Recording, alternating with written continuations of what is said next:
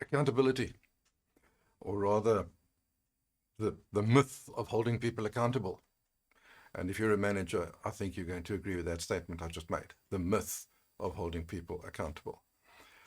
Because there's a whole lot of stuff that's got to happen behind the scenes, as it were, before that person is going to allow you to hold them accountable, or before they're going to take accountability, as we like to use that phrase. Why don't my staff just take accountability? The kissing cousin to that I hear is, why don't my staff take ownership? I want them to take ownership of the work that they do. Really? You want them to take ownership? You want them to take accountability? Well, let me ask you this question. How much authority do they have to influence the outcome of what they're doing? Do they have to defer 5 levels up to get permission to do something, or to change things, or to suggest a change? Just how much authority do they have? How much, let's use a different word, independence do they have to be able to use their initiative, to be able to use their creativity, to be able to use their energy? Just how much do they have? Because that's what ownership is all about. When you own your own home, you look at it from a completely different point of view. The moment you own your own home, the first thing you do is you say, how can I improve it? What can I do to make it more comfortable for me to live in that home? You buy your own car, and immediately that's the thought. What can I do to make it better, faster, look better, all the rest of it? That's called ownership. It's called pride of ownership.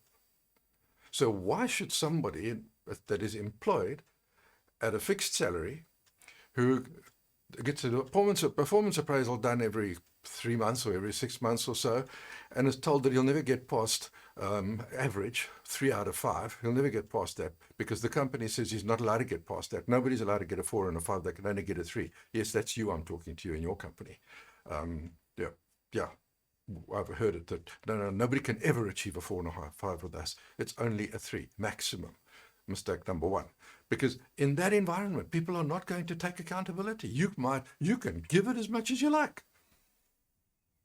but it's like giving a gift to somebody who refuses to take it. And that's what you've got. They'll say yes, they'll nod their heads, they'll smile, and they'll agree, but they'll still carry on in the same old way. Simple as that. I'll give you a very, very simple example. Quick one, and then I'm out of here. I have a gardener. He started with me about 3 or 4 months ago, and he started all abuzz. Great, fantastic. And it just steadily went down and down and down and down and down and down. His work was eventually ended up doing as little as possible. And my wife, who manages him, came to me and she said, but why doesn't he take ownership? And I said, because, darling, if he did take ownership, he would have the bond on this property. He would be paying the mortgage on this property if he did take ownership. The fact is, he works here. He gets a salary. He will never take ownership. So live with that reality, and hopefully we'll pick it up in a further video. Have a good day.